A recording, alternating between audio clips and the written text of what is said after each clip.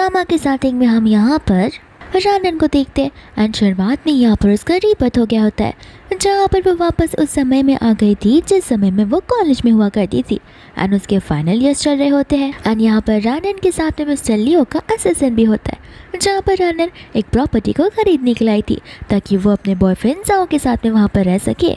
फिर इसके बाद में यहाँ पर उसे अपनी पास की बातें याद आती है, जहाँ पर फ्यूचर में जाकर जाओ ने उसके पर चीट किया था, वो भी शीन के साथ में। एंड यहाँ पर रानन ने उसे अपनी सारी चीज़ें देकर रखी थी। रानन ने तो यहाँ पर अपनी प्रॉपर्टीज़ की पेपर्स, अपनी कंपनी के शेयर्स, आधे से ज़्यादा चीज़ें उस जाओ के नाम पर कर दी थी जस्ट बिकॉज वो दोनों एक लवर्स थे एंड यहाँ पर वो उस पर कम्प्लीटली ट्रस्ट करती थी। लेकिन यहाँ पर जाओ तो उसका ट्रस्ट ब्रेक करने के लिए बना था, जहाँ पर शीन और जाओ होते हैं कार के अंदर एंड यहाँ पर वो लोग रानन को टक्कर मार देते, जहाँ पर वहीं पर रानन बेहोश हो जाती है। फिर वापस से हम यहाँ पर प्रेजेंट में आ जाते हैं, जहाँ पर मिस्टर लियो का असिस्टेंट रानन से कह रहा होता है, आखिर तुम कब तक यहाँ पर लियो के पैसों का इस्तेमाल करोगी? वो तुम्हारा फियांसे है और बहुत जल्दी तुम्हारी शादी होने वाली है, लेकिन यहाँ पर तुम्हें तो हमेशा तुम्हारी लवर की ही पड़ी रहती है। फिर इसके बाद में यहाँ पर रानन को पास की बात वापस याद आती है, जहाँ पर उन दोनों के टक्कर मारने के बाद जहाँ पर रानन मरने वाली थी तभी वहाँ पर लियो आ जाता है एंड यहाँ पर रानन लियो से माफ़ी मांगने लगती है, क्योंकि कभी भी उसने यहाँ तक उसकी फीलिंग्स को नहीं समझा और उसे समझने की कोशिश नहीं की, साथ साथ हमेशा वो जाओ का ही साथ दे रही थी। दूसरा यहाँ पर बेचारा लियो उसी से माफ़ी मांग रहा था कि मुझे आने में देरी हो गई, वरना मैं तुम्हें तुरंत ही बचा लेता, और वो उसे लेकर हॉस्पिटल जाने वाला था, लेकिन वो तो वहीं पर अपनी जान दे बैठती है। लेकिन यहाँ पर रानन का तो वापस से रीबर्थ हो चुका था, तो वह यहाँ पर वो ठान लेती है कि पास में की गई गलतियों को वो वापस से दोहराने वाली नहीं है और वो इस बार अपना रिवेंज लेकर ही रहेगी एंड जाओ की लाइफ को एकदम उलट पलट कर देगी।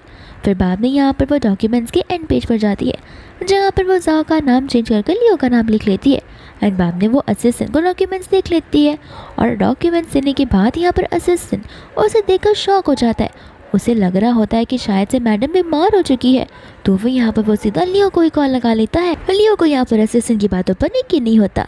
बाद में यहाँ पर रानन असिस्टेंट को कॉल देने के लिए कहती है, जहाँ पर रानन लियो को अपना हस्बैंड कहकर बुलाती है। ये बात सुनते ही असिस्टेंट को लगने लगता है किसी ने मैडम पर जादू तो ना कर दिया, इस वजह से यहाँ पर वो मिस्टर लियो को अपना हस्बैंड बुला रही है, वरना आज तक तो उन्होंने उससे बात तक नहीं की है। फिर बाद में यहाँ पर वो लियो से कहने लग जाती है कि तुम्हारे असिस्टेंट की मदद से मैं आज एक घर खरीद पाई हूँ, तो फिर मैं यहाँ पर उसे एक मील के लिए ट्रीट करना चाहती हूँ। यहाँ पर हस्बैंड सुनकर तो वो खुद ही शॉक हो जाता है कि आखिर आज सूरज कहाँ से उगा जो रानन मुझसे इतने प्यार से बात कर रही है। फिर बाद में यहाँ पर हम देखते हैं जाओ को और तर्शीन को, जहाँ पर वो लोग क्लासरूम में होते हैं एंड जाओ यहाँ पर टींगे मारा था कि आज ही मैंने बड़ा एग्जॉटिक का विला खरीदा हुआ है एंड यहाँ पर उनके क्लासमेट्स उस को तो तारीफ करने लग जाते हैं। इतने में यहाँ पर रानन आ जाती है, जहाँ पर वो दोनों को देखती है अपने पास लाइफ के बारे में याद करने लग जाती है। फिर इसके बाद में यहाँ पर जाओ अपनी प्रॉपर्टीज के पेपर्स रानन से मांगने लगता है। रानन कहती है कि कौन से पेपर्स, जाओ से याद दिलाने लगता है। रानन बोलते कि ऐसे तो कोई पेपर्स नहीं है, तो जाओ यहाँ पर उसके हाथों की ओर इशारा करता है, बोलता है कि तुम इससे क्यों लेकर घूम रही हो, ये मेरा है, मुझे अभी दे दो। रानन कहती कि नहीं, ये पेपर्स मैं तुम्हें नहीं देने वाली, ऐसे भी ये मेरी प्रॉपर्टीज़ के पेपर्स है। ये बात सुनते यहाँ पर उन्हें लग रहा होता है कि रानन उनके साथ में मजाक कर रही है, तो यहाँ के क्लासमेट रानन को बुली करने लग जाते हैं। कहती है कि तुम्हें पता भी है इस विला का प्राइस कितना होगा, तुम अगर चाहो भी तो फिर यहाँ पर तुम उसका 1 स्क्वायर फीट तक खरीद नहीं पाओगी, इतनी ज़्यादा तुम गरीब हो। और तो देखो, उसे गुस्सा मत दिलाओ। फिर यहाँ पर जाओ भी उसे सेम बात कहने लग जाता है, जहाँ पर उसे क्लास में कहते हैं कि देखना जाओ अगर गुस्सा हो गया तो फिर तुम्हारी मॉम को वो काम से निकाल देगा, ऐसे भी तुम्हारी मॉम तो बस खाना बनाने का ही काम करती है। रानन यहाँ पर हंसने लगती है और जाओ से पूछते कि क्यों जाओ, मेरी मॉम खाना बनाने का काम करती है। और यहाँ पर जाओ नर्वस हो जाता है, कहता है कि देखो मुझे गुस्सा मत दिलाओ, वो पेपर्स मुझे अभी के अभी यहाँ पर दे दो और मेरे साथ मजाक करना बंद कर दो, मुझे पता है कि तुम ये सब मेरे अटेंशन के लिए कर रही हो। रानन यहाँ पर बोलने लगती है कि मैं कितनी बार तुम्हें समझाऊँ कि ये मेरी प्रॉपर्टी है, मैं आखिर तुम्हारे नाम पर क्यों करूँगी। फिर बाद में यहाँ पर वो उन्हें पेपर्स दिखाने लग जाती है, जहाँ पर पेपर्स को देखकर वो लोग शौक ही हो जाते हैं। फिर वो गुस्से में आकर उसे फेंक देता है, कहता है कि इस चीज़ का मुझे एक्सप्लेनेशन अच्छे से चाहिए। रानन बोलते कि तुम कौन होते हो मुझसे एक्सप्लेनेशन लेने वाले, और ऐसे भी देखो ये मेरी प्रॉपर्टी है, मैंने खरीदी है, मैं तुम्हें क्यों एक्सप्लेनेशन दूँ। एंड मन ही मन यहाँ पर वो सोच रही होती है कि अब भी तो बस शुरुआत हुई है, धीरे धीरे करके यहाँ पर वो उसे घमंड को तोड़ देगी और तो वो उसे रास्ते पर बुला देगी। यहाँ पर तो वो गुस्से में उसे कहता है कि अभी के अभी मुझसे नील रंग कर माफ़ी मांगो, लेकिन यहाँ पर रानन ऐसा करने से मना कर देती है। सभी लोग यहाँ पर कहने लग जाते हैं कि लगता है हमें यहाँ पर पुलिस से कंप्लेंट करना ही होगा। साथ साथ शीन भी यहाँ पर रानन से कहने लग जाती है कि रानन, मुझे तो तुमसे ये उम्मीद थी नहीं। बेचारे जितने भी जाओ के पैसे थे वो तुमने यहाँ पर प्रॉपर्टी किसी और के नाम पर कर खरीद ली। मुझे यकीन नहीं हो रहा कि तुम इतनी ज़्यादा बेशर्म इंसान हो सकती हो। रानन कहते कि देखो, अगर पुलिस को बुलाना है तो बुला सकते हो, आज यहाँ पर दूध का दूध और पानी का पानी हो जाएगा। लेकिन यहाँ पर ज़्यादा डरने लग जाता है, कहते कि जाने दो, हमें यहाँ पर पुलिस को बुलाने की कोई ज़रूरत नहीं है। ऐसे भी हम लोग बस क्लासमेट्स हैं, और अगर रानन मुझसे माफ़ी मांग लेगी तो मैं इस बात को भूल भी जाऊँगा। रानन कहते कि भूल जाओ, माफ़ी तो मैं मांगने नहीं वाली हूँ। पुलिस को बुलाना है तो मैं खुद कॉल कर दूँगी, पुलिस ही आकर इस मैटर को सॉल्व कर देगी। एंड यहाँ पर वो गुस्से में कहने लग जाता है कि आज जो तुम कर रही हो तुम बड़ा रिग्रेट करोगी, अब से मैं तुमसे बात नहीं करने वाला हूँ। रानन कहते कि अरे वाह, ये तो बड़ी अच्छी बात है, चलो तुम अपने वर्ड्स पर टिके रहना। इतना कहकर वो अपने डेस्क पर बैठ जाती है, जहाँ पर क्लासमेट्स और जाओ और शीन मिलकर सभी लोग सोच रहे होते कि आखिर रानन ऐसा काम कैसे कर सकती है, और यहाँ पर वो प्रॉपर्टी वापस से जाओ के नाम पर कैसे आ सकती है। इतने में वहाँ पर उनके प्रोफेसर आ जाते हैं। फिर इतने में वहाँ पर फैंग आ जाता है, जहाँ पर वो फैंग को देखकर बड़ी खुश हो जाती है और उसके साथ जाने लगती है। लेकिन यहाँ पर जाओ उसे रोकता है, कहता है कि मुझे रोस्टेड चिकन खाने का मन कर रहा है। तो वो उसे कहती है कि मेंढक जैसी शक्ल लेकर रोस्टेड चिकन खाने का चाहते हो, न जाने ऐसे लोग कहाँ से आ जाते हैं। ऐसा बोलकर वो वहाँ से चली जाती है। जहाँ पर ये चीज़ सुनते ही जाओ शौक हो जाता है कि आखिर रानन कब से उसे उल्टा जवाब देने लगी। फिर बाद में यहाँ पर रानन फैंग के साथ में होती है, जहाँ पर वो उसे लेकर अपने कॉलेज के कैफेटेरिया में आ जाती है और उसे कहने लग जाती है कि तुम आज जो खाना चाहोगे तुम वो सारी चीज़ें खा सकते हो। फिर बाद में वो सिलेक्ट करने लगता है। इतने में यहाँ पर वो चुगलियों वाली लड़कियाँ आ जाती है, जो कि यहाँ पर रानन को कहने लग जाती है कि तुम यहाँ पर क्या कर रही हो, तुमने तो उसकी प्रॉपर्टी भी ले ली और अब तुम यहाँ पर उसके पैसों से खा भी रही हो, आखिर तुम में इतना घमंड कैसे आ गया। रानन यहाँ पर कहने लगते हैं कि जब तुम्हें पूरी बात पता ना हो तो अपना मुंह मत खोला करो, यहाँ पर बेहतर होगा। रानन यहाँ पर जैसे ही पेमेंट करने जाते हैं उसके कार्ड में उतना बैलेंस नहीं होता, तो सभी लोग यहाँ पर रानन का मजाक उड़ाने लगते हैं। इतने में यहाँ पर जाओ आ जाता है शीन के साथ में, जहाँ पर वो लोग जाओ को कह रहे होते हैं कि देखो, रानन के पास पैसे खुद के है ही नहीं, वो तुम्हारे पैसों का इस्तेमाल कर कर क्या कुछ नहीं करती, तुम्हें तो उसका नंबर ब्लॉक ही करवा देना चाहिए।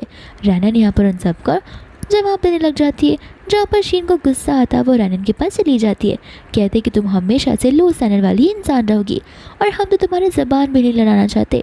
रानन को गुस्सा आता है और वो शीन को धक्का मार देती है, कहते कि तुम मेरे मैटर में दखल अंदाजी ना करो तो बेटर होगा। यहाँ पर जाओ सोच रहा होता है कि आखिर रानन इतना बातें क्यों कर रही है, लगता है शायद से वो मेरा अटेंशन गेन करने की कोशिश कर रही है। लेकिन जाने दो, मेरे पास फिलहाल समय नहीं है, मुझे यहाँ पर शीन पर कॉन्सेंट्रेट करना है। फिर यहाँ पर वो सभी लोगों का ध्यान भटकाता है, कहता है कि आज तुम्हें जो खाना है तुम खा सकते हो, आज की ट्रीट मेरी तरफ से। एंड बाद में यहाँ पर वो लोग ढेर सारी चीज़ें लेने लग जाते हैं। जाओ यहाँ पर रानन से कहता है कि आखिर ये इंसान इतना ईगो वाला क्यों है। रानन कहते कि टेंशन मत लो, मैं यहाँ पर पूरी प्लानिंग कर कर आई हूँ। एंड यहाँ पर वो कॉल लगा देती है अपने असिस्टेंट को, कहते कि मेरे जितने भी कार्ड है उन सबको सस्पेंड कर दो और ब्लॉक कर दो, ताकि 1 रुपये का भी पेमेंट उनसे ना हो पाए। फिर वह में जैसे ही यहाँ पर जाओ पेमेंट करने के लिए जाता है, उसका कार्ड भी इनसफिशिएंट बैलेंस ही बताता है, जिसे देखकर वो खुद ब खुद बहुत शॉक हो जाता है। इसके बाद यहाँ पर सभी लोगों का शक जाने लगता है रानन पर। सभी लोग कहने लगते हैं कि क्या ये कार्ड रानन का नहीं है, क्योंकि रानन अभी यही कह रही थी कि वो अपने सारे कार्ड्स को ब्लॉक और सस्पेंड कर रही है। फिर यहाँ पर जाओ कहते कि नहीं, इसने पता नहीं कैसे मेरे इस कार्ड के साथ में क्या कर दिया, लेकिन कोई बात नहीं, मैं अपने दूसरे कार्ड से पेमेंट करूँगा। तो वो अपना कार्ड निकालता है, पेमेंट करता है एंड वापस से इनसफिशिएंट बैलेंस आता है। तो फिर यहाँ पर वो नर्वस होने लग जाता है, मन ही मन यहाँ पर वो सोच आता है कि आखिर मैं क्या करूँ। तो बाद में यहाँ पर वो डींगे मारना शुरू कर देता है कि कोई बात नहीं। यहाँ पर शीन उसे बोलने लगती है कि रानन तुम अपना नाटक बंद करो तो बेहतर होगा। रानन कहते कि मैंने क्या किया, अगर तुम्हारे जाओ के पास इतने पैसे हैं तो उसे कहो ना खुद के क्रेडिट कार्ड से पे कर दे, इसमें बड़ी बात कौन सी है। लेकिन यहाँ पर जाओ को पता होता है कि उसके पास वो कार्ड में बैलेंस है ही नहीं, क्योंकि रानन जो उसे सस्पेंड कर दिया था।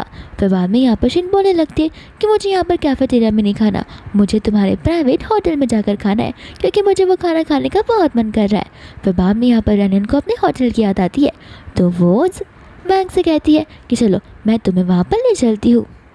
एंड यहाँ पर जितने भी लोग होते हैं वो सभी के सभी यहाँ पर रानन का मजाक उड़ाने लगते हैं।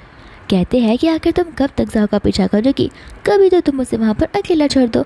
हम सबको पता है कि तुम वहाँ पर क्यों जा रही हो, क्योंकि जाओ जो है शीन को वहाँ पर लेकर जा रहा है और यहाँ पर तुम्हारा बिल भी तो वही पे करेगा। आखिर तुम खुद के पैसे कब जमा करोगी। रानन यहाँ पर उन सबको इग्नोर कर वहाँ से चली जाती है। फिर बाद यहाँ पर वो लोग उसके होटल में आकर लंच करने लगते, लेकिन इतने में शेफ़ आकर उसे रोक देता है। कहता है कि ये सारा खाना जो है वो मिस्टर जाओ के लिए बनाया हुआ है, तुम इसे नहीं खा सकती। रानन तो यहाँ पर उस पर चिल्लाई उठती है, कहती है कि तुम जाओ के प्राइवेट शेफ़ हो या फिर मेरे घर के प्राइवेट शेफ़ हो, आखिर तुम यहाँ पर इतना नाटक क्यों कर रहे हो। अंकल यहाँ पर बोलते कि देखो कुछ से रुक ही जाओ, ऐसे भी जाओ यहाँ पर आने वाला है, तुम्हें चाहिए तो तुम जाकर दूसरी सीट पर बैठ सकती हो, मैं तुम्हारे लिए कुछ और बना दूंगा। लेकिन यहाँ पर रानन उस स्पेशल वाली सीट से उठने से साफ साफ मना कर देती है। एंड यहाँ पर वो शेफ़ जाओ का साइड इसलिए दे रहा था क्योंकि कोई वो और नहीं बल्कि उसका डैडी होता है, जो कि यहाँ का शुक होता है।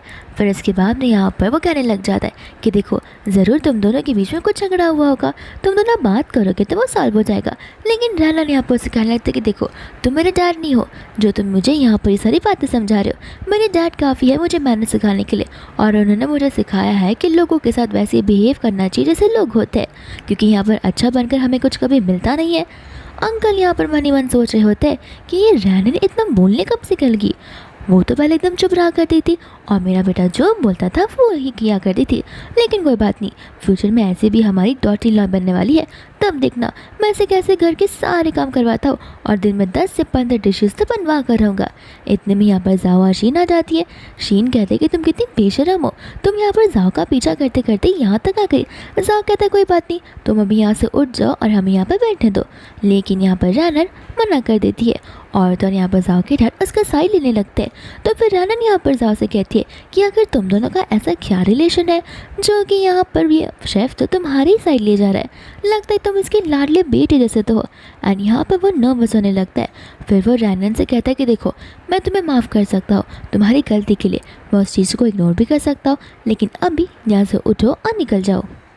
जाओ यहाँ पर उसे कहने लगता है कि देखो मुझे पता है कि तुम मेरा अटेंशन गेन करने की कोशिश कर रही हो और तुम्हें शीन से जेलेसी है, ये बात भी मुझे पता है, लेकिन देखो ये सब कर कुछ मतलब नहीं है।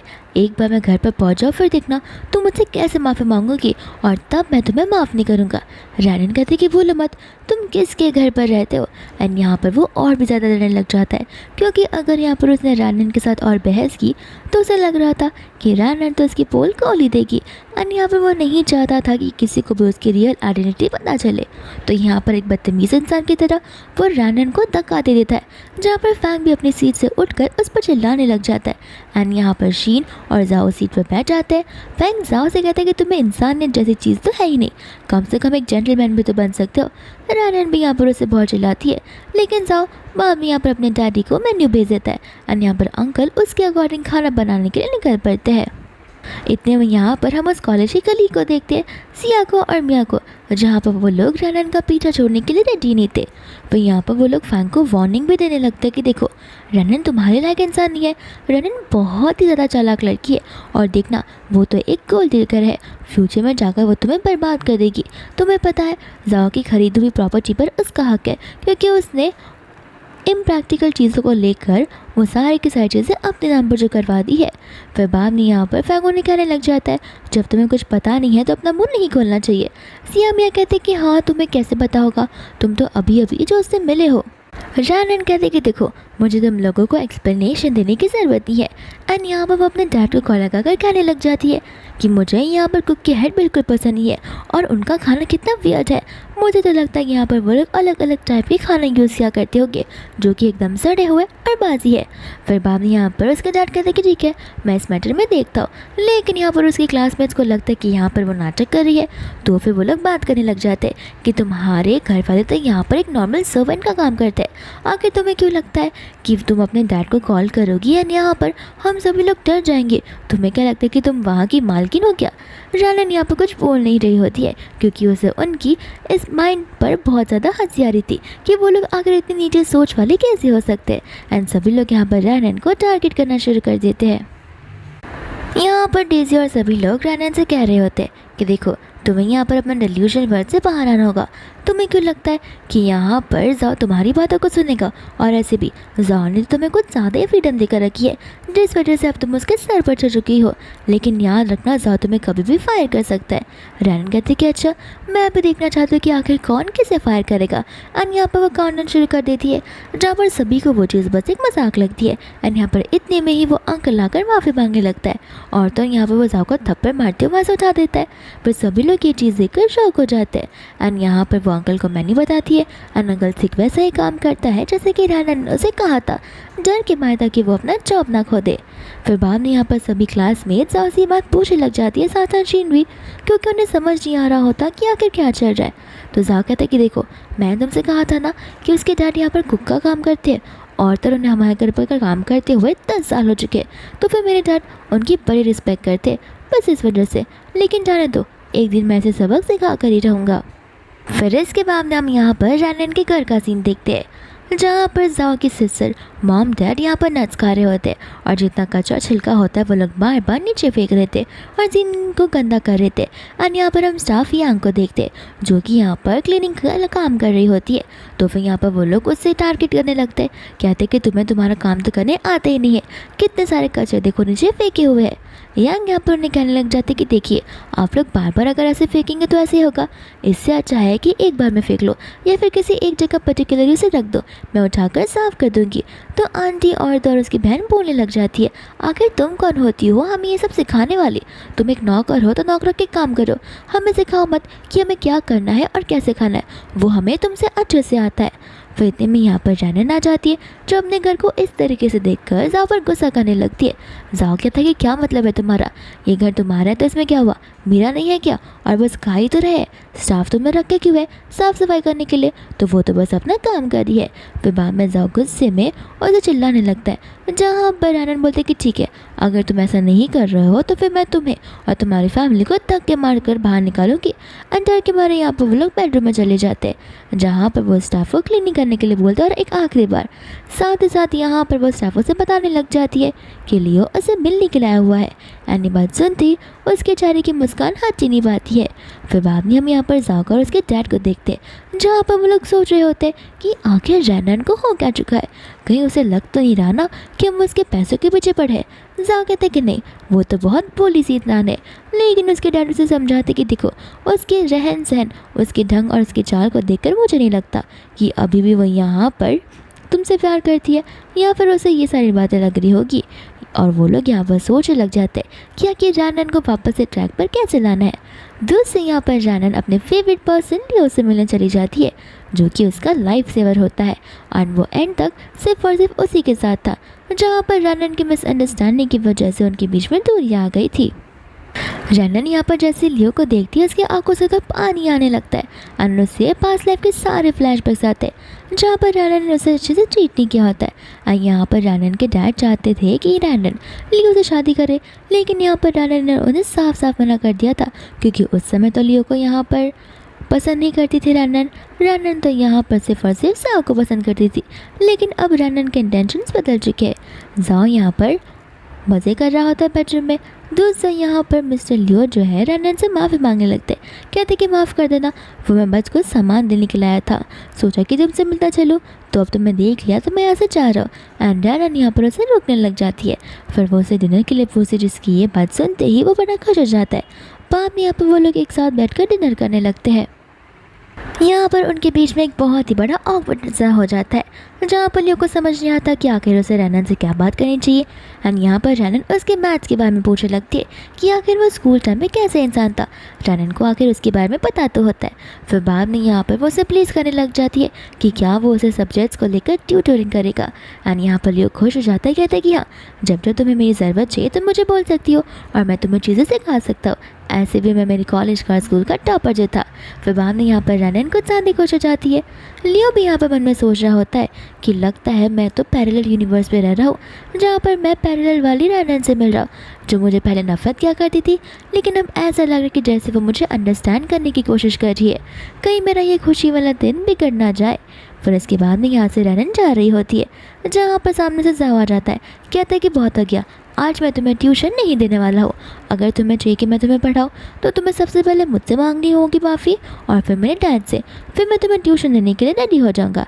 रानन कहती कि ज़रूरत नहीं है, ऐसे भी मेरे ग्रेड्स एवरेज थे, लेकिन जब से तुमने मुझे पढ़ाना शुरू किया मेरे ग्रेड्स तो पूरे नीचे ही जाते जा रहे हैं। जाओ कहता है कि वो मेरी वजह से नहीं, तुम्हारी स्टडीज़ की वजह से हो रहा है, तुम्हें पढ़ना ही कहाँ पर आता है। रानन कहती कोई बात नहीं, इस बार मैं ढंग से पढ़ लूँगी। एंड जाओ यहाँ पर उस पर गुस्सा करने लगता है। इतने में वहाँ पर लियो आ जाता है एंड लियो को देखकर तो यहाँ पर जाओ बौखला ही जाता है। कहते हैं कि ये यहाँ पर क्या कर रहा है। रानन कहते हैं कि वो मेरा फियांसे है, उसकी जो मर्जी है वो यहाँ पर कर सकता है, तुम कौन होते हो उससे क्वेश्चन वाले, और तो और मैं तुम्हारे घर वालों को इस घर से निकाल रही हूँ। ये बात सुनते ही जाओ को गुस्सा आ जाता है। वो कहता है मॉर्निंग में तुम मेरे साथ टाइम स्पेंड करोगी और यहाँ पर नाइट में तुम इसे यहाँ पर बुलाती हो, तुम तो कितनी शेमफुल लड़की हो। रानन कहते कि देखो भाषण देना तो जाकर अपनी शीन को दो, मुझे यहाँ पर नहीं, मैं तुम्हारी बातों को सुनकर ले ही नहीं लेना चाहती। फिर वो यहाँ से मिस्टर लियो को लेकर ऊपर चली जाती है, जहाँ पर उनके पीछे क्लोजनेस हम देखते हैं। लियो कहता है मत लो, मैं यहाँ पर तुम्हारे लिए फ्रांस से एक न्यू शेफ़ को लेकर आ रहा हूँ और जाओ के जो शेफ़ है मैं उसे कैंसिल कर रहा हूँ, यानी कि उसके डैड को, क्योंकि उसके डैड ने तुम्हें बहुत ही ज़्यादा डिसरिस्पेक्ट किया है। रन कहती कि हाँ मैं तो उसे ऐसे भी निकालने वाली थी। फिर बाद में यहाँ पर उनकी क्लोजनेस इतनी बढ़ जाती है कि वो लोग एक दूसरे को किस करते हैं एंड तब जाकर यहाँ पर लियो होश में आता है कि उसे ऐसा नहीं करना चाहिए। तो यहाँ पर से वो नर्वस होकर चला ही जाता है। और यहाँ पर हम बाहर खड़े बाप और बेटे को देख रहे होते जो कि यहाँ पर षड्यंत्र रच रहे थे। अंकल कहते टेंशन मत लो, मेरे पास एक बहुत अच्छा आइडिया है, मैं देखता हूँ कि कल से वो खाना कैसे खाती है। फिर बाद में यहाँ पर रनन ऑर्डर देने लगती है, जहाँ पर अंकल आ जाते हैं। रनन कहते कि अभी तक आप यहाँ पर हो, आपको तो काम से निकाल दिया गया। तो फिर यहाँ पर अंकल कहते कि नहीं, मुझे तुम्हारे डैड का थोड़ी ना कॉल आया था, और ऐसे भी खाने में आज कुछ है नहीं क्योंकि जितना सामान था वो खत्म हो चुका है। इतने में यहाँ पर जाओ आ जाते हैं, लेकिन अंकल उसके ऑर्डर तो बड़े अच्छे से लिखते हैं। तो वो यहाँ पर रनन कहते कि सब कुछ समझ रही हूँ मैं, आगे क्या चल रहा है। यहाँ पर सारी चीज़ों के लिए मेरे डैड पे कर रहे ताकि मैं हेल्दी रहूँ और हेल्दी खाने खाऊँ, लेकिन यहाँ पर आप उन पैसों का इस्तेमाल तो अपने बेटे पर फूक रहे हो, यानी कि उसे चीज़ें दे रहे हो ना कि मुझे दे रहे हो। इतने में यहाँ पर उसके क्लासमेट्स वापस से आ जाते हैं, साथ साथ जीन भी। एंड जीन यहाँ पर जाओ को देखकर बड़ी खचर जाती है। सभी लोग कल की तरह यहाँ पर रानन का मजाक उड़ाते हैं और वही सेम बात और रिपीट करे जा रहे थे, जहाँ पर रानन भी खुद ब खुद उन्हें एक्सप्लेनेशन देकर थक चुकी होती है। फिर बाद में यहाँ पर वो मैनेजर को बुलाती है, जहाँ पर ये मैनेजर लियो ने अपॉइंट किया होता है एंड रानन को पता होता है कि उसे क्या करना है। मैनेजर बाद में यहाँ पर जाओ को उसका बिल दे देता है। जाओ को समझ नहीं आता कि आखिर उसे बिल कैसे पे करना होगा। मैनेजर कहता है कि देखिए बिल पे नहीं कर सकते तो आप बता सकते, हमारे पास ऑप्शन 2 भी है। एंड यहाँ पर वो इशारे करता है किचन के, जहाँ पर उसे बर्तन धोने होते हैं। गुस्से में आकर जाओ उन सभी को वहाँ से जाने के लिए कहता है, यहाँ तक कि वो शीन पर भी गुस्सा करता है। फिर वो कहता है कि मेरे पास पैसे नहीं है। तो फिर यहाँ पर वो मैनेजर उसे एप्रल दे देता है, बोलता है कि ठीक है इसे पहनो और अपने काम पर लग जाओ। फिर इतना कहकर वो वहाँ से चला जाता है। साथ साथ यहाँ पर जाओ जैसे ही अपना फ़ोन देखता है, उसमें एक बर्थडे का इवेंट होता है जो कि उस दिन होने वाला था जिस दिन उसका बर्थडे था। और यहाँ पर वो समझ आता है कि ये होटल तो रानन के डैड का है। इसका मतलब ये है कि वो मेरे लिए एक सीक्रेट पार्टी को ऑर्गेनाइज़ करी है ताकि वो मुझसे माफ़ी मांग सके। और तो और यहाँ पर उसे क्यों लगता है कि मैं उसे माफ़ कर दूँगा, अब देखना मैं कैसे उसे नील रंग का वाकर कहता हूँ। एंड यहाँ पर उसके डैड भी उसमें इसका साथ देते हैं। फिर बाद में यहाँ पर जाओ अपने क्लासरूम में होता है, जहाँ पर शीनू से कहने लग जाती है कि आखिर तुम रानन से इतना डरते क्यों हो, ऐसी भी वो एक नॉर्मल सर्वेंट की बेटी है, तुम जब चाहो तब उसे अपने घर से भी निकाल सकते हो, लेकिन ऐसा लगता है कि तुम उससे डरा करते हो। शीन के मन में खोज होता है और उसे डाउट भी था कि कहीं ये सच में चिड़िया इंसान है भी या फिर नहीं। इस वजह से यहाँ पर वो उसे क्वेश्चंस करने लगती है। तो यहाँ पर वो बड़ा अच्छा सा बहाना बनाता है कि देखो मेरे डैड और रानन के डैड दोनों एक दूसरे को 10 सालों से जानते हैं और उसके डैड मेरे डैड से थोड़े बड़े, तो मेरे डैड उसे कुछ ज़्यादा रिस्पेक्ट देते, इस वजह से मैं उन्हें कुछ बोल भी नहीं पाता। शीन कहते कि हाँ तुम इतने हो ही अच्छे। फिर बाद में यहाँ पर वो उसे बर्थडे पार्टी के बारे में बताता है, जहाँ पर शीन उसे ड्रेस मांगने लग जाती है। यहाँ पर वो भी सोचने पड़ जाता है कि आखिर वो शीन को कपड़े कैसे दिलाएगा, क्योंकि सारे तो कार्ड्स जो है वो सस्पेंड हो चुके हैं। फिर बाद में यहाँ पर शीन नाटक करती है, वो कहता है कि हाँ हाँ बाबा दिलवा दूंगा, तुम टेंशन मत लो। फिर बाद में यहाँ पर वो सभी के सभी क्लासमेट्स को अपने बर्थडे पार्टी में इन्वाइट करने लग जाता है एंड सभी लोग यहाँ पर उसकी तारीफ़ करते हैं। दोस्त हम यहाँ पर रानन को देखते और मिस्टर लियो को देखते, जहाँ पर लियो उसे ट्यूशन दे रहा था। इतने में रानन को होटल से कॉल आ जाता है, जहाँ पर मैनेजर उसे उस इवेंट के बर्थडे पार्टी के बारे में बताता है। रानन को तब जाके वो चीज़ याद आती है और वह सारी चीज़ों को कैंसिल कर मिस्टर लियो के साथ में एक डिनर ऑर्गेनाइज करने के लिए कहती है। एंड यहाँ पर वो उससे डिनर डेट के लिए पूछने लग जाती है। इतने में यहाँ पर जाओ आ जाता है, जो उन दोनों को साथ में देखकर जेलस फील करने लगता है। बोलता है कि देखो अभी भी मौका है तो मेरे पास आ जाओ। लेकिन रानन बोलते कि तुम क्या पागल हो, मैंने कल तुम्हें घर से निकाल दिया था, अभी भी लगता तुम्हारे सारे के सारे परिवार वाले यहीं पर रह रहे। बेहतर होगा अगर जल्द से जल्द तुम इस घर को खाली कर दोगे, तो ऐसे भी घर पे कचरे जो है बढ़ते जा रहे। जाओ को गुस्सा आ जाता है, वो कहता है कि ठीक है मैं अभी देखता हूँ कि तुम्हारा क्या होगा। एंड यहाँ पर वो मन में ठान लेता है कि कल तो बर्थडे वाली इवेंट में वो उसे बदला लेकर ही रहेगा। फिर बाद में यहाँ पर रानन उस होटल में पहुँच जाती है, जहाँ पर डेज़ी उसे देखकर तो उल्टी सीधी बातें बोलती है। रानन कहती है कि तुम यहाँ पर क्या कर रही हो। डेज़ी बोलती है कि बस हम तो आज यहाँ पर जाकर बर्थडे सेलिब्रेट करने के लिए आए, लेकिन देखो वो कितना दिलदार है, उसने तो तुम्हें भी इन्वाइट किया है। इतने में यहाँ पर जा आ जाता है, जो कहता है कि जाने दो, उसे मैंने इन्वाइट किया तो इसमें क्या हो गया, मैं छोटा थोड़ी ना हो जाऊँगा, और ऐसे भी उससे इतनी लग्जरियस पार्टी देखी क्या होगी। फिर बाद में यहाँ पर रानन मन ही मन हंस रही होती है, जहाँ पर डेज़ी गुस्से में आकर उसे धक्का दे देती है, तो रानन उस पर चिल्लाने लगती है। डेज़ी उसे थप्पड़ मारने वाली ही थी कि इतने में वहाँ पर लियो आ जाता है, और लियो को देखते वो लोग घबराने लगते हैं। एंड लियो के बॉडीगार्ड्स यहाँ से डेज़ी को लेकर तुरंत चले जाते हैं बिना किसी एक्सप्लेनेशन के। इतने में वहाँ शीन आती है, जो कहती है कि मैंने यहाँ के मैनेजर से बात करने की कोशिश की, उसने कहा था आज की जो बर्थडे पार्टी है वो तो कैंसिल हो गई है, आखिर तुमने उस चीज़ को कैंसिल क्यों करवाई और हमें यहाँ पर क्यों बुलाया। यहाँ पर तो जाओ कंफ्यूज हो जाता है और वो समझ जाता है कि रानन ये सब जानबूझकर कर रही है ताकि वो उसे नीचा दिखा सके, तो वो जाकर उसे धमकियाँ देने लगता है। लेकिन रानन फिर भी नहीं मानती, वो कहते हैं कि देखो एक बर्थडे ऑर्गेनाइज करने के लिए तो कह रहे हो, हर साल तुम मेरा बर्थडे ऑर्गेनाइज करती हो और इस बार तुम नहीं करना चाहती हो। रानन के बाद मेरे दिमाग में यहाँ पर एक बहुत ही खुराफाती आइडिया आता है। वो उससे कहते कि ठीक है तुम चाहती हो तो मैं ऑर्गेनाइज़ कर लेती हूँ। एंड यहाँ पर वो मैनेजर को कॉल लगा देती है तो और चीज़ें ऑर्गेनाइज़ करने के लिए कहती है। जगह थे कि ठीक है अच्छा क्या तुमने। फिर बाद में वो लोग पार्टी कर चले जाते हैं। लियो को यहाँ पर वापस से रानन पर डाउट आता है कि रानन कहीं वापस से जाओ के पीछे ना पड़ जाए। रानन कहती कि टेंशन मत लो, तुम्हें बहुत अच्छा तमाशा देखने वाला है। ऐसे भी उसने मुझे ऑर्गेनाइज़ करने कहा था, ना कि हर एक चीज़ का पेमेंट करने के लिए कहा था।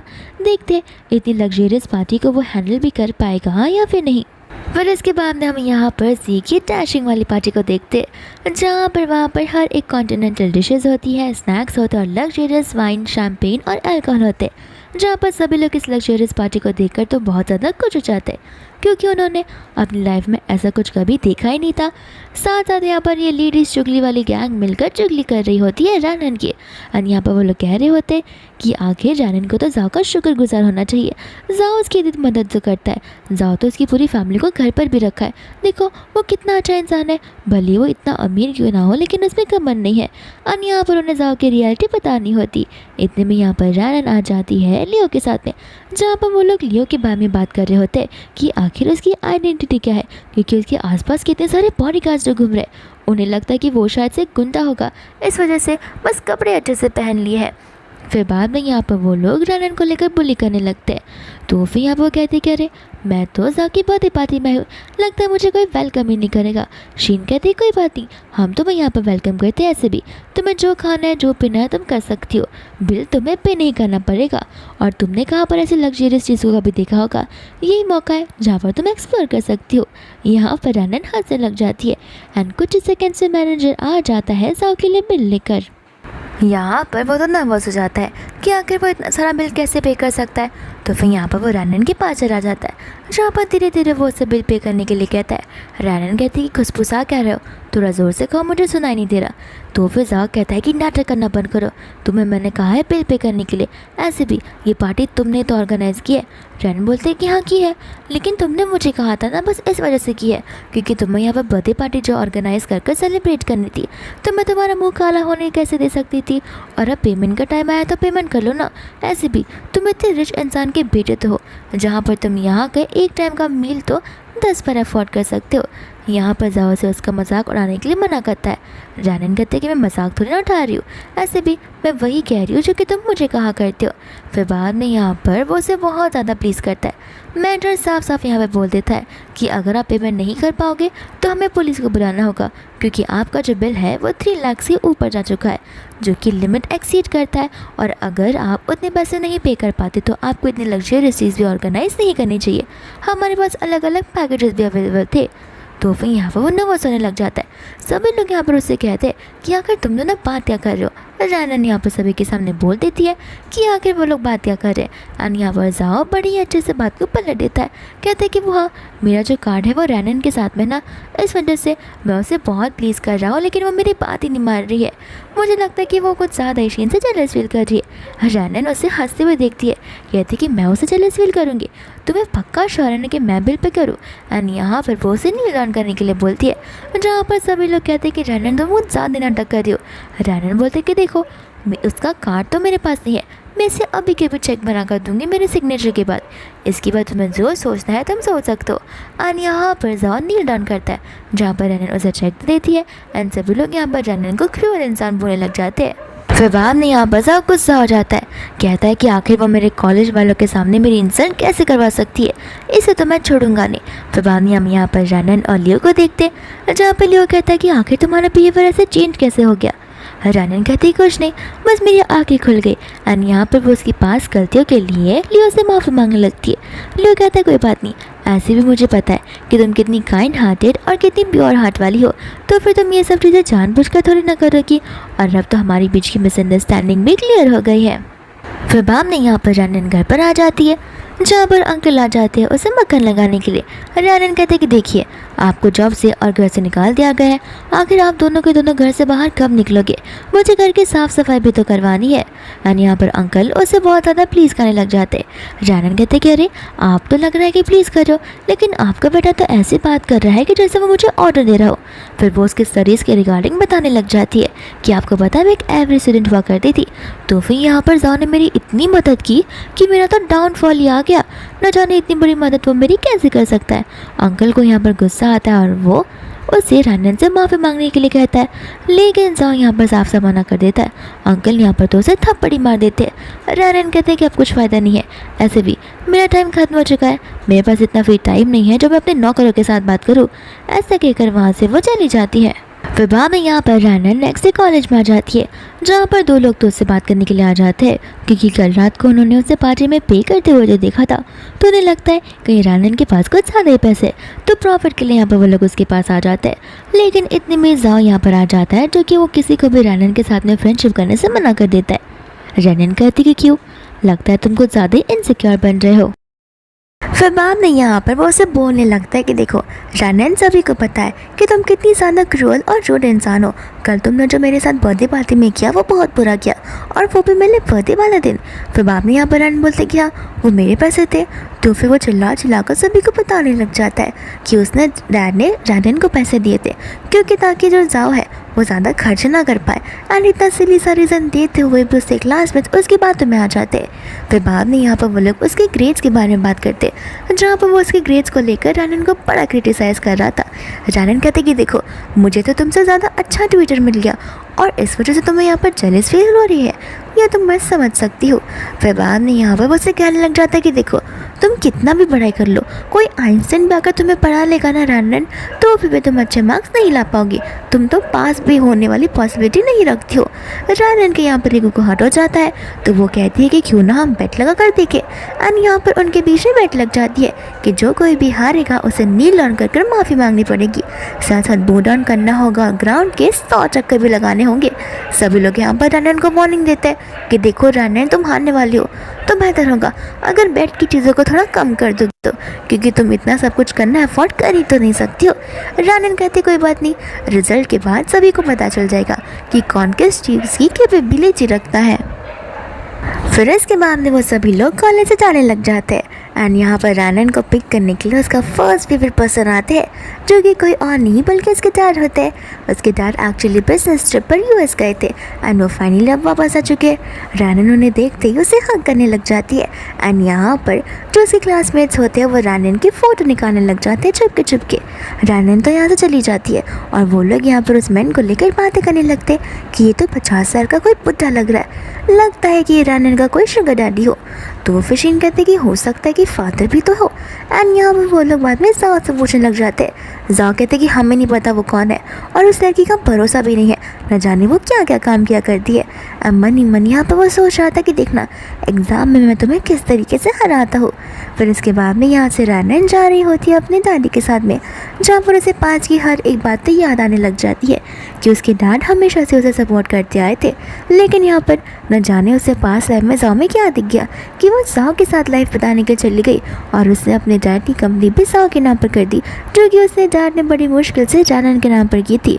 और यहाँ पर उसके डैड की मौत हुई थी जब वो एक फ़्लाइट टूर पर थाईलैंड जा रहे थे। तो फिर यहाँ पर रानन उन्हें कोई भी टूर करने से 1 मंथ के लिए मना कर देती है। एंड अंकल यहाँ पर उसकी बातों को मान भी लेते हैं। एंड बाद में यहाँ पर अंकल कह रहे होते कि मैंने सुना है कि लियो तुम्हें ट्यूशन्स दे रहा है। तो फिर रानन ब्लश करने लग जाती है। अंकल को समझ नहीं आ रहा होता कि आखिर चल क्या रहा है, क्योंकि यहाँ पर रानन तो लियो के पूरे अगेंस्ट ही थी। लेकिन अब यहाँ पर तो वो उसकी तारीफ़ कर रही है। बट यहाँ पर अंकल को बड़ी खुशी मिलती कि दोनों बच्चे एक दूसरे के साथ में घुल मिल तो रहे हैं। फिर बाद में यहाँ पर रानन जो है लियो के साथ में थी, जहाँ पर लियो उसे पढ़ा रहा था। लेकिन यहाँ पर रानन कुछ ज़्यादा ही ओवरथिंक कर रही थी और उसका ध्यान तो पढ़ाई में था भी नहीं। और ये बात लियो को पता चल जाती है, जहाँ पर वो उन चीज़ों को सेंस कर पा रहा था। तो फिर यहाँ पर वो रानन से पूछने लग जाता है, जहाँ पर रानन उसे क्लास वाली बेड को बताने लग जाती है। कहते कि उस ज़्यादा टाइम पर तो मैं कुछ ज़्यादा इम्पल्सिव हो गई थी, इस वजह से मैंने उस बेड को लगा दी। लेकिन अब यहाँ पर मेरा जी घबरा रहा है, मुझे लग रहा है कि मैं पक्का फेल होकर रहूँगी, क्योंकि मुझे कुछ समझ नहीं आ रहा है कि आखिर मुझे क्या करना चाहिए। एंड यहाँ पर लियो से कम्फर्ट और कंसोल करता है, कहते हैं कि टेंशन मत लो, मैं जो तुम्हें सिखा रहा हूँ तुम बस वही करो और अपने आप पर भरोसा रखो।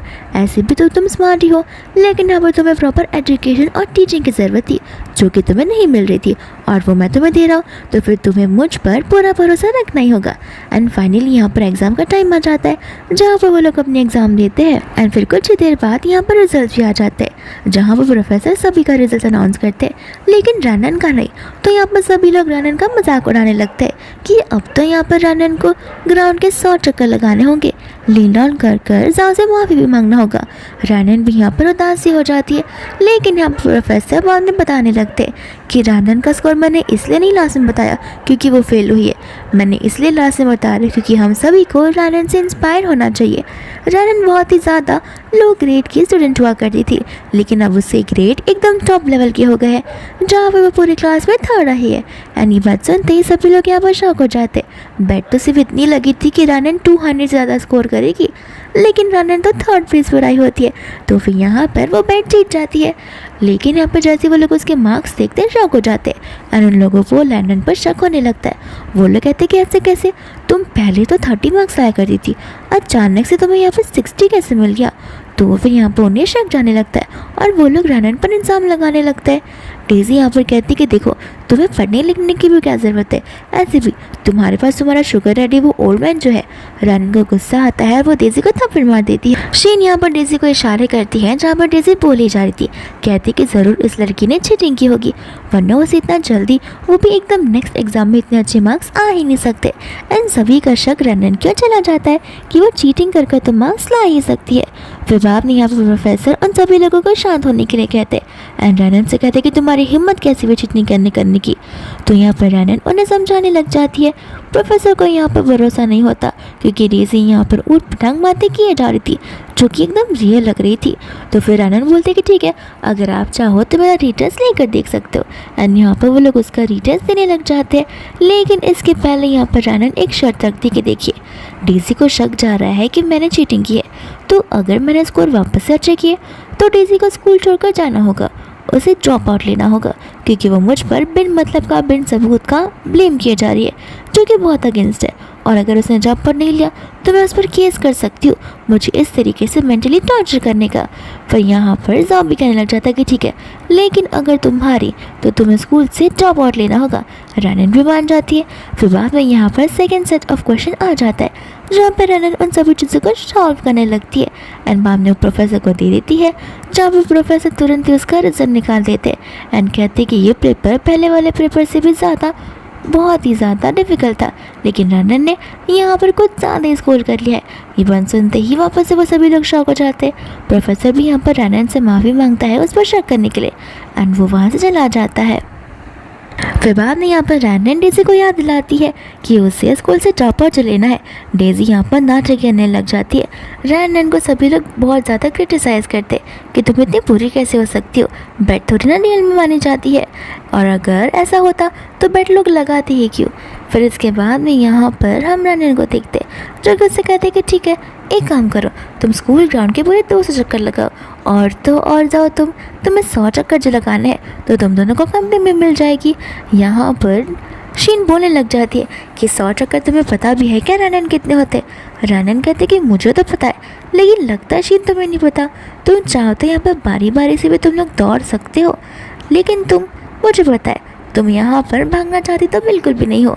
एंड यहाँ पर वो बता रही होती है जाओ को कि वो सिर्फ और सिर्फ उसके पैसों के साथ में, लेकिन जाओ इतना जल्दी थोड़ी ना समझेगा, अगर समझ जाए तो ड्रामा यहीं पर खत्म हो जाता, लेकिन ऐसा कुछ होता नहीं है। फिर बाद में यहाँ पर डेज़ी और जाओ प्लेग्राउंड में चक्कर मारने लगते, जहाँ पर डेज़ी तो गिरी जाती है, तो फिर शीनो से लेकर तुरंत ही हॉस्पिटल आ जाती है एंड यहाँ पर रनन भी थी। तो फिर बाद में शीन डॉक्टर से पूछती है कि इसका मतलब ये है कि ये दौड़ नहीं सकती। डॉक्टर यहाँ पे उल्टा बोलते, कहते कि क्यों नहीं दौड़ सकती, इसे तो डबल दौड़ना चाहिए ताकि इसका इम्यूनिटी सिस्टम स्ट्रॉन्ग हो जाए। एंड रनन यहाँ पर हंसकर उन्हें बाय बोलती है। फिर बाद में हम यहाँ पर एक इवेंट को देखते हैं जो कि कॉलेज का एक कंपटीशन होता है, जहाँ पर सभी लोगों को अपने टैलेंट शोकेस करने थे और उन्हें मार्क्स दिए जाएंगे, जिसके बलबूते पर उन्हें प्राइजेस भी देंगे। तो फिर यहाँ पर रनन और शीन रेडी हो रही होती है, जहाँ पर सभी लोग मिलकर रनन को ही क्रिटिसाइज़ करते हैं कि आखिर तुम्हें आता ही क्या होगा जो कि यहाँ पर तुम परफॉर्म करने आई हो। फिर रनन यहाँ पर उन्हें जवाब नहीं देती। इतने में जाओ भी आकर सीएम चूज़ करता है और रनन उस पर चिल्ला देती है एंड यहाँ पर सबसे पहला परफॉर्मेंस शीन का होता है, जहाँ पर वो वायोलिन प्लेन करती है एंड उनका इसका जो स्कोर होता है वो एवरेज था। फिर बाद में यहाँ पर रनन की पारी आती है एंड यहाँ पर रनन पियानो प्ले करती है और रनन का स्कोर एवरेज नहीं बल्कि टॉप हाईएस्ट होता है, क्योंकि सभी लोगों ने उसे 10 जो दिया था एंड रनन इस कंपटीशन को जीत जाती है। फिर बाद में हम यहाँ पर जाओ को देखते हैं जो कि यहाँ पर शीन को लेकर शॉपिंग करने के लिए होता है एंड यहाँ पर शीन को ढेर सारे कपड़े पसंद आते हैं एंड जाओ जैसे ही यहाँ पर पे करने के लिए जाता है उसके डैड का उसे कॉल आ जाता है, जो कि उसे चिल्लाने लगते कि बार बार यहाँ पर लोग हमसे पैसे मांगने के लिए वापस आ रहे हैं, आखिर हम उन्हें पैसे वापस कब देंगे और तुम घर कब आ रहे हो। यहाँ पर जाओ से पैसे मांगने लगता है, जहाँ पर अंकल उस पर चिल्लाने लग जाते हैं एंड यहाँ पर शीन उनकी बातों को सुन लेती है और वो गुस्सा होकर वहाँ से चली जाती है एंड जाओ के पास इस चीज़ का तो कुछ एक्सप्लेनेशन भी नहीं होता है। यहाँ पर जैसे वो जाने लग जाती है तो फिर जाओ उसके पीछे जाता है, कहता है कि माफ़ कर देना, मेरी पॉकेट मनी कुछ ज़्यादा ही कम हो चुकी है। तो फिर यहाँ पर शीनू से बोलती है कि जब तुम रनन को पढ़ाया करते थे तब तुम्हारी पॉकेट मनी कितनी ज़्यादा थी, तुम्हें वापस से उसे पढ़ाना शुरू करना चाहिए, तुम्हें उससे रिक्वेस्ट करनी चाहिए। जाओ कहता है कि देखो वो मुझे माफ़ी मांगने बोलेगी, नील डाउन करने के लिए कहेगी, जो कि मेरे सेल्फ रिस्पेक्ट से अगेंस्ट है और मैं ये सब नहीं करने वाला हूँ। शीन कहते कोई बात नहीं, मैं तुम्हारे लिए बात कर लूँगी। रनन यहाँ पर आती है और शीनू से रिक्वेस्ट करने लगती है, लेकिन रनन यहाँ पर साफ साफ उसे मना कर देती है एंड यहाँ पर वो जैसे ही उसे कॉल लगाता है तो फिर यहाँ पर रनन आ जाती है लियो के साथ में और तो यहाँ पर वो उसे रिक्वेस्ट करने लगता है पैसे देने के लिए ताकि वो इन्हें पे कर पाए। रनन कहते कि क्यों, लगता तुम्हारी शी ने तुम्हारा कॉल पिक नहीं किया एंड यहाँ पर जाओ को समझ आता है कि आखिर उसके डिफ़िकल्ट सिचुएशन में सिर्फ और सिर्फ रनन ने उसका साथ दे सकती है, ना कि शीन तो उसे हमेशा छोड़ कर ही चली जाएगी। फिर इसके बाद में हम यहाँ पर कॉलेज का सीन देखते हैं, जहाँ पर आज उनका फेयरवेल होता है और तो इसके बाद उनके मिड टर्म्स एग्ज़ाम होने वाले थे जो कि उनके फाइनल थे एंड यहाँ पर बेस्ट स्टूडेंट ईयर का अवार्ड मिल जाता है रनन को, क्योंकि भले वो हमेशा पढ़ाई में पीछे क्यों ना रही हो वो बाकी चीज़ों में पार्टिसिपेट बड़े अच्छे से किया करती थी और अब तो उससे ग्रेड भी बड़े हाई हो गए हैं। फिर वो उसका प्रेजेंटेशन देने वाली थी कि इतने में यहाँ पर प्रेजेंटेशन में वो फोटो तस्वीर आ जाती है जिसके अंदर वो और उसके डैड होते हैं एंड यहाँ पर डेजी और तोरशीन आ जाती है उसकी बुराइयाँ करने के लिए, जहाँ पर वो लोग कह रहे होते कि जानन हमारे स्कूल के लिए, हमारे कॉलेज के लिए एक बैड रेपुटेशन है, उसे तो हमें कॉलेज से निकाल ही देना चाहिए। वहाँ पर प्रिंसिपल भी आ जाते हैं जहाँ पर उस ओल्ड मैन की शक्ल ढंग से नजर नहीं आ रही थी, तो इन सभी को रनन पर शक जाने लग जाता है कि आखिर वो किस टाइप के इंसान है। डेजी तो यहाँ पर शीन से भी ज़्यादा बोल देती है, जहाँ पर रनन को गुस्सा आता है तो उन दोनों में कुछ ज़्यादा ही झगड़ा होने लगता है। इतने में यहाँ पर लियो भी आ जाता है जो कि रनन को डिफेंड करता है, लेकिन यहाँ के कलीग्स जो है वो तो एक दूसरे पर ही तो भरोसा कर रहे थे। इतने में वापस से यहाँ पर उसके डैड आ जाते हैं जहाँ पर वो इस तस्वीर को देखकर हंसने लगते हैं एंड कहते हैं कि तुम्हारी हिम्मत कैसे हुई मेरी बेटी पर एलिगेशंस लगाने की, उस फोटो के अंदर मैं हूँ क्योंकि मैं तो उसका डैड हूँ और तो मैं स्कूल का ओनर भी हूँ और अब मैं देखना चाहता हूँ कि आखिर तुम मिड टर्म के एग्जाम्स कैसे दे सकते हो। और यहाँ पर वो उन्हें स्कूल से रस्टिकेट कर देते हैं हमेशा हमेशा के लिए एंड साथ ही साथ वो लोग यहाँ पर लियो को और तो और रनन की शादी को ऑफिशियल बना देते सभी के सामने। डेजी यहाँ पर कह रही होती कि आखिर ये लियो करता ही क्या है, जब देखो तब गुंडों वाली हरकतें करता है, लेकिन यहाँ पर सभी को लियो की आइडेंटिटी पता चलती है जहाँ पर उन्हें पता चलता है कि लियो तो थेसन ग्रुप का प्रेसिडेंट है, तो यहाँ पर सभी की बोलती ही बंद हो जाती है। फिर बाद में यहाँ पर लियो और रनन एक दूसरे को एकदम प्यार भरी नज़र से देखते हैं। रनन और लियो चले जाते हैं लियो की मम्मा से मिलने के लिए, जहाँ पर रनन कुछ ज़्यादा नर्वस थी एंड यहाँ पर लियो की मम्मा रनन से बड़े प्यार से बात कर रही थी और वो तो अपने बेटे से ज़्यादा रनन की साइड ले रही थी। कहने लग जाती कि देखना अगर वो कभी तुम्हें डिस्टर्ब करे, कभी तुम्हें उदास करे या कभी तुमसे झगड़ा करे तो बस मेरे पास आना, मैं इसे चुटकी में सुधार दूंगी। एंड यहाँ पर रनन अपने ही प्यारे से हबी का साइड लेते हुए कहती है कि लियो ऐसा बिल्कुल भी नहीं है, वो बहुत ही ज़्यादा अंडरस्टैंडिंग है। फिर बाद में यहाँ से वो लियो उसे घर तक ड्रॉप कर रहा था। फिर बाद में यहाँ पर रनन नस्ती को क्रॉस कर रही होती है जहाँ पर उसकी तकरार एक गाड़ी से हो जाती है एंड लियो यहाँ पर तुरंत ही भागते हुए आ जाता है जहाँ पर वो इस बार रनन को तो खोना बिल्कुल भी नहीं चाहता है। एंड यहाँ पर रनन बड़ी उदास होती है क्योंकि अभी तो अपनी लाइफ फुल्ली जीना शुरू की थी, लियो के साथ तो अपनी चीज़ें एक्सप्रेस करना शुरू की थी। एंड बाद में यहाँ पर गार्ड उस गाड़ी के अंदर से उस इंसान को निकालता है एंड वो इंसान कोई और नहीं बल्कि जाओ ही होता है। तो फिर यहाँ पर वो लोग जाओ को कैद कर रख देते हैं। फिर हमें यहाँ पर थोड़ा पिछले का सीन बताया जाता है जहाँ पर फेयरवेल के टाइम पे जाओ को भी कॉलेज से रस्टिकेट कर दिया था और उसके डैड यहाँ पर जाओ को बहुत ज़्यादा सुनाने लग जाते हैं कि तुम्हारी वजह से हमारी सिचुएशन चल रही है जहाँ पर मैं चाहकर भी रनन को कुछ समझा नहीं पाऊंगा, इस वजह से यहाँ पर से बहुत ड्रिंक कर लिया था, भले ही ये गलती हो लेकिन ये बहुत बड़ी गलती होती है। फिर बाद में यहाँ पर वो लोगों से लेकर तुरंत ही हॉस्पिटल पहुँच जाते हैं जहाँ पर सभी के सभी लोग बहुत टेंशन में होते हैं। अंकल तो यहाँ पर लियो को भी डांट लगा देते हैं, कहते हैं कि तुम्हें उसे रास्ता अकेले क्रॉस करने देना ही नहीं चाहिए था और तो यहाँ पर मेरी बेटी को मैं घूम बिल्कुल भी नहीं सकता। फिर इतने में यहाँ पर डॉक्टर आ जाते हैं जिनके रिजल्ट को सुनकर उनके मन के तसल्ली होता है। फिर यहाँ पर रनन की देखभाल करने के लिए हमेशा लियो उसके साथ होता है। रनन के डैड कहते कि देखो अब तुम टेंशन मत लो रनन, अब मैं यहाँ पर लीगली कुछ काम नहीं करूँगा और तो मैं यहाँ पर जाओ को सज़ा खुद के हाथों से दूंगा। फिर बाद में हम यहाँ पर जाओ को देखते हैं जिससे कि यहाँ पर घर पर किडनैप करके रख दिया होता है उसकी के डैड ने। फिर बाद में यहाँ पर हम एक स्टाफ को देखते हैं जहाँ पर जाओ उसे पैकी बातें करने लग जाता है और वो उसे पैसे की लालच में ला देता है, जहाँ पर वो स्टाफ उसे वहाँ से छोड़ देती है। तो फिर जाओ भी वहाँ से भागकर अपने डैड के पास जाता है और उसके डैड उसे हमेशा के लिए डिसऑन कर देते हैं, कहते कि तुम जैसे किलर को मैं अपना बेटा कभी भी नहीं बना सकता हूँ। फिर बाद में यहाँ पर जाओ के पास कुछ चारा नहीं होता। दूसरे हम यहाँ पर रनन को देखते हैं, साथ ही साथ हॉस्पिटल को जहाँ पर हम डीसी को देखते हैं जो कि यहाँ पर नर्स के रूप में होती है और यहाँ पर वो नाटक करने के लिए आई थी। फिर बाद में रनन जब जा रही होती तो वो नर्स को देखती है, लेकिन डेजी ने मास्क पहना था तो वो उसे पहचान नहीं पाती। डेजी हर एक दिन का इंतजार कर रही होती कि कब वो रनन को मारेगी, लेकिन हर एक दिन लियो उसके साथ में होता है। फिर बाद में यहाँ पर रनन को फाइनली उसके ऊपर शक जाता है जहाँ पर असिस्टेंट डेजी का मास्क उतार देता है एंड तब जाकर पता चलता है कि वो तो डेजी है। एंड यहाँ पर डेजी के पास नर्स बनने का लाइसेंस होता भी नहीं है, वो यहाँ पर सिर्फ और सिर्फ रनन से बदला निकालने के लिए आई थी और वो भी पर्सनल ग्रजेस। यहाँ पर डेजी तो अभी भी नहीं रुकती, जहाँ पर वो कहती कि मैं तुम्हें जिंदा नहीं छोड़ूंगी। लियो कहता है कि जरा सिचुएशन को देखो, तुम्हें क्या लगता है तुम हम तीनों को यहाँ पर डिफीट कर पाओगे। एंड यहाँ पर असिस्टेंट होता है जो कि डेजी को सीधा पुलिस स्टेशन की ओर भेज देता है। फिर बाद में यहाँ पर आकर वो उन्हें जाओ के बारे में बताता है कि जाओ तो घर से भाग चुका है। एंड यहाँ पर रैनन और लियो टेंशन में आ जाते। लियो कहता है कि टेंशन मत लो, तुम्हारे डैड से जो कुछ हो सका तुम्हारे डैड ने किया, और अब मेरी पारी है जहाँ आप मुझे जाओ को से किए की सज़ा देनी होगी, और इसे ड्रिंक एंड ड्राइव ही नहीं बल्कि एक हाफ मर्डर के चार्जेस में भी अंदर जाना पड़ेगा, वो भी उम्र कैद की सज़ा के लिए। तो फिर यहाँ पर वो उसे ढूंढना शुरू कर देते हैं। इसके बाद में यहाँ पर रैनन घर पर आ जाती है, जहाँ पर उसकी मम्मा ने सीसीटीवी फुटेज को चेक किया होता है कि आखिर जाओ को भगाने वाला कौन था। और यहाँ पर उस स्टाफ का जो फेस है वो आ जाता है।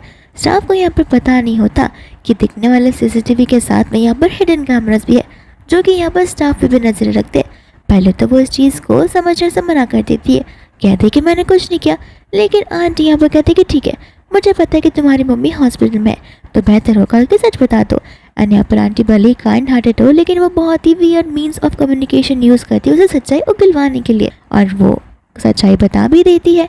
तो फिर यहाँ पर जो गार्ड्स होते हैं उसे लेकर वहाँ से चले जाते हैं, और वो लोग उसे कमरे में बंद भी कर देते हैं। फिर उसके बाद में हम सीधा यहाँ पर एक फैमिली लंच को देखते हैं, जो कि बहुत इंपॉर्टेंट लंच वाला प्लेस होता है। एंड यहाँ पर लियो ने बता रहा होता है कि जाओ अब जेल में है और बहुत जल्दी हमें कोर्ट पर जाना होगा, जहाँ पर रैनन उस चीज़ की गवाही देगी, जिसके बाद में उसे हमेशा हमेशा के लिए वहीं पर कैद कर लिया जाएगा।